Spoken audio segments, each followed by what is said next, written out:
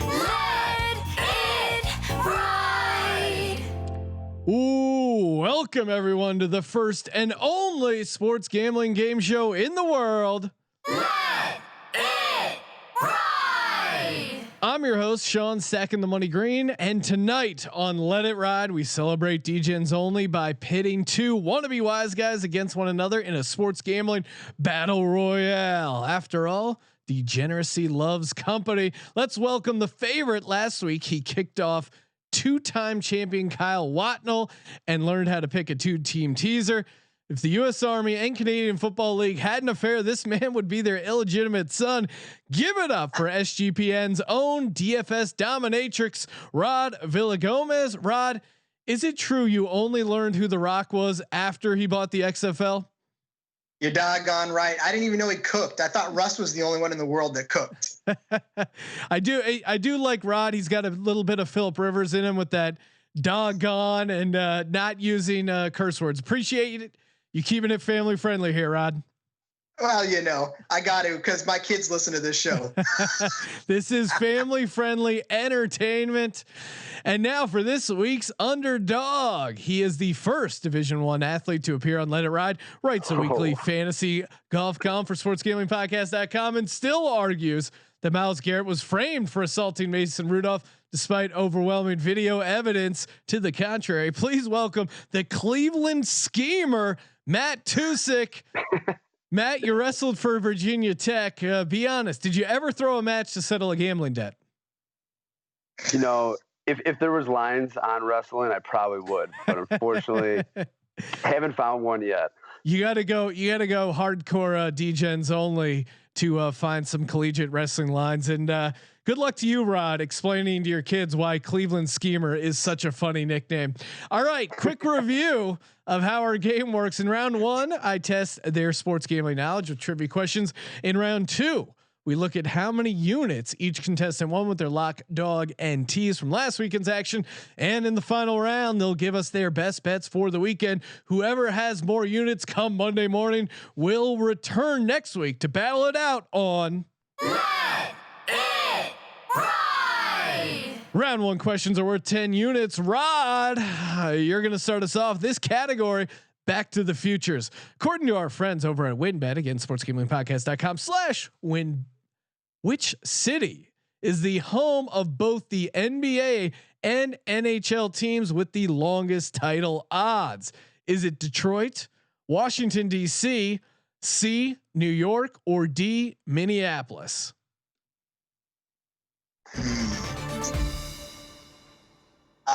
Man, you know, I got to go with Washington, D.C. on this one. I think the Capitals are a long shot in any form. So, yeah, let's go with that.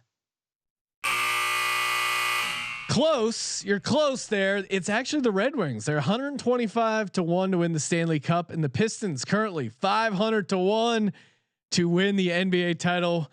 Must be something in the water in Michigan. No, seriously, don't drink the water. Have you read the news? All right, Matt, you're up. This category is the Basketball Jones. Which NBA team started this season with the lowest projected win total, but is already 25% towards their over? Is it A, the Detroit Pistons, B, the Minnesota Timberwolves, C, your Cleveland Cavaliers, or D, the Oklahoma City Thunder? Is it the Pistons, the T-Wolves, the Cavs, or the Thunder, who are already 25% on their way to hitting that over? You know, I feel like you're trapping me, but I'm gonna go with Cavs. You know, they got 5 wins quick. I'm gonna go C, Cavs. You are correct. The Cleveland Cavs, and of course, your cousin Ryan McKee wrote this episode. So, is there home cooking? Is there hashtag collusion? We'll have to look into this. Unless, you know, there's a complete disaster in Cleveland, which never rule that out in Cleveland. They're going to cash that 21.5 game win total. Especially they got that Colin Sexton, Darius Garland, aka Sexland, their nickname, going in the backcourt. Okay, Rod, you're up again. This category is $1 million. The winning entry for Sunday's DraftKings Millionaire Maker included 5 players from which team? the Browns, the Steelers, the Ravens, or the Titans?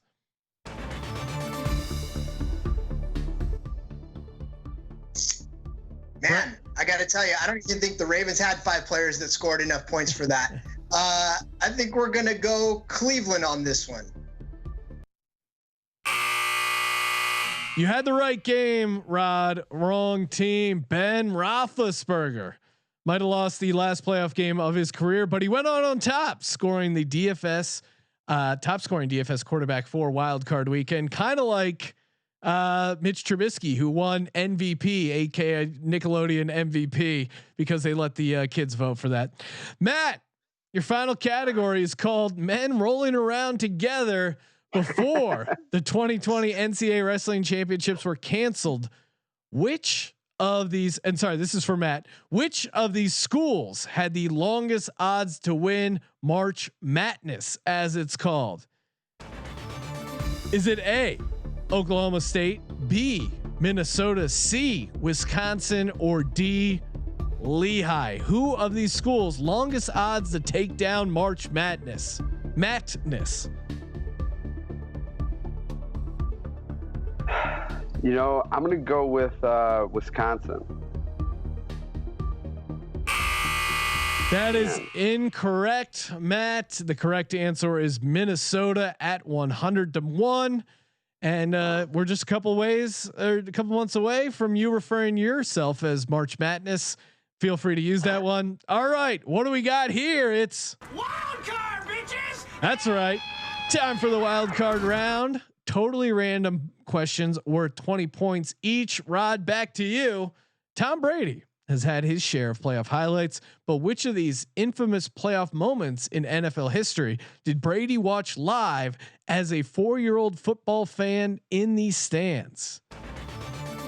Is it A, the play, B, the drive, C, the fumble, D, the hand of God? Which playoff moment did Brady witness live as a 4-year-old?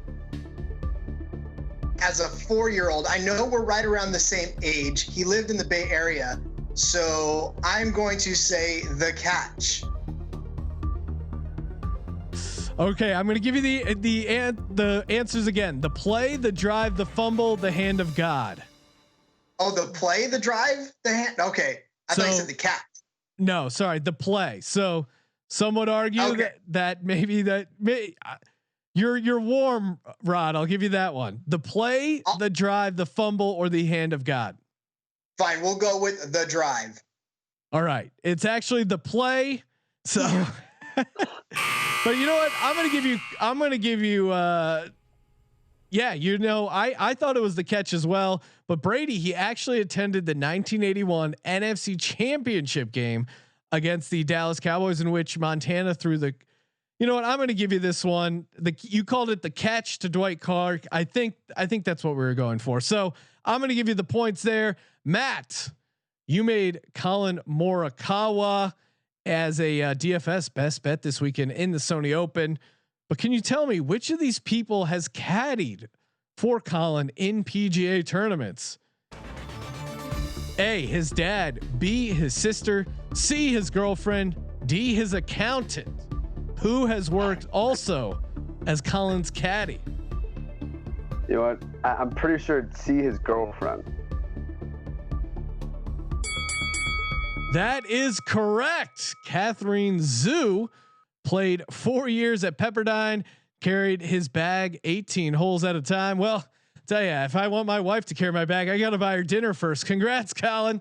All right. After round one, let's take a look at the scores. Matt, you are in the lead with 30, and Rod following, nipping at his heel with 20 points. Okay. Now we're going to take a look at the, your scores from last weekend. Rod, what did you give out as your lock, dog, and tease? Well, I tell you, I went with my lock, Buffalo 6.5, Buffalo 1, but for whatever reason, Indianapolis decided to cover. So blew that one there. I really thought that was going to be a lot more of a swing. For the dog, I tossed out Cleveland 5.5, and boy, I got to tell you, that was a good dog pick right there. Yep, yeah, Cleveland money line at +220. So we're giving you credit for that. And how about your Sweet. tees? When I figured out how to make it, it worked. Actually, I took Chicago at plus 16 against the Saints, and then Washington teased them up to 15. And thankfully, they made those both. So, wow. Well, congratulations, Rod. Your second ever tease, and it paid off. Miraculous backdoor tease by the Bears there. So enjoy that one. And Matt, you gotta love his Browns pick there, taking that plus 220. So 75 units, and then you throw that into your round one total. You're sitting at 95 units going into the final round. Matt, how about you? Who was your lock, dog, and tease from last week? So my lock was Baker Mayfield over 19.5 completions. We taxed Pittsburgh with short passing. The guy's a complete stud. Lock. All right, he's focused in, feeling dangerous. That was a lock. Similar paths with my dog. You can almost call it 2 locks in this one because I went Browns money line. Easy, and then finish up with my teaser. I had Ohio State plus 14.5 over Alabama, and then the Nets -4 against Oklahoma City. Didn't cover. Obviously, Ohio State blew it that night. Yeah. But you went all in on Ohio, and it paid off for the most part. You had Baker and the Browns. Obviously, that came through. Ohio State got killed by Alabama. I don't know. I'd suggest listening to the podcast because I gave out Alabama. That said, though, you did earn 86 units. So that brings you to a whopping 116. We still have some more units up for grabs. I don't know if we're legally allowed to say that, but now time to defend your bad beat. Whoever gives the most convincing excuse on why it wasn't your fault, your pick shit the bed, wins 10 units. But again, you only have 15 seconds. Rod, everyone, including myself, was on Buffalo. Should have been a red flag. Letdown spot as far as the against the spread. Why did you lock up the Buffalo Bills? Well, I tell you, if anybody in the world was going to romp all over Phillip Rivers, it had to be Josh Allen. You figure Rivers is probably tired at this point. He really does have 1,600 kids to look after. I didn't think he was going to come out as strong in that game, but obviously he did, and he had some support with him. And I don't know, Buffalo, maybe they had a little bit too much of a high. All right, that's it on the time. Compelling case, Rod. The judges will evaluate that. All right, Matt, you're about to go on the clock. What were you thinking putting Ohio State in a tease against Alabama? Please defend this awful pick. So you know what? When I picked Ohio State, I didn't know they were playing Alabama and God. All right, they got attacked by COVID. Trey Sermon went out in the first quarter. It was out of my hands. So all I can do is go to church next week and hope for better luck next Sunday. Wow, invoking the Lord's name when involved in a 2-team teaser. I don't know about that. The God works in mysterious ways, but Alabama, there was nothing mysterious about that cover, and you went against my pick. Therefore, Rod, you are the winner of the bonus points. So we're looking at Matt right now with 116. Rod nipping at his heels with 105. This is a high scoring affair, a shootout, run and gun. Hopefully you took the over on these 2 contestants. Okay, now it's time, the moment everyone's been waiting for. Time to truly Let it ride! with this weekend's picks. Okay, Matt, you're in the lead with 116. Give us your bets for this weekend. All right, so my biggest lock of the weekend, I'm going 80 units on the over Browns Kansas City. They're going to score 80 points that game. We could have 5 defenders cover Tyreek Hill and it still wouldn't work. So I'm going to go 80 units there. And then I'm also going to parlay 10 units on the over Browns money line. And then put the rest of the units on Colin Morikawa, top 5 Sony Open. Oh, wow. All right. So you got a little bit of everything there. Although I got to call you out. Why not put all 116 on the Cleveland Browns? No one believes you could put Rod in an early grave. Okay, Rod. Oh, sorry. What? Nope. Good. You're good. All right, Rod. 105 units up for grabs for you this week. What are we getting down on? NFL division weekend. What do we like? All right. Well, we are going to throw 50 on the lock, which I believe is going to be Green Bay. I'm taking the money line on that one. I'm just fearing a closer game than most people are giving it, so I don't want to put any against the spread on that one. So 50 there. I'm going to put 25 on the dog, which is the Bucks +3. That'll be my dog for the weekend, and then I'm going to 2-team tease this because I learned how. I mean, like Kyle, I'm just going to love it until it kicks me off. I'm going to throw the last, 35. I'm going to tease Cleveland to +16 because, I know that Kansas City is going to come out swinging, but Cleveland, if they're going to score 80, then, they'll get within 16. And then I'll tease Baltimore to +8. So that'll be my 2-team tease right there. Okay. 2-team tease. Ken. I've never heard of a 2-team tease until I started hosting this show. Thank you guys for introducing me to the 2-team tease.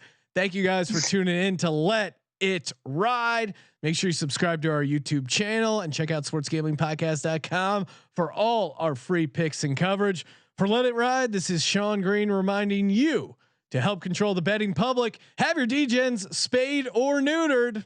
You don't have a problem, no need to feel lonely. Everyone is family when it's D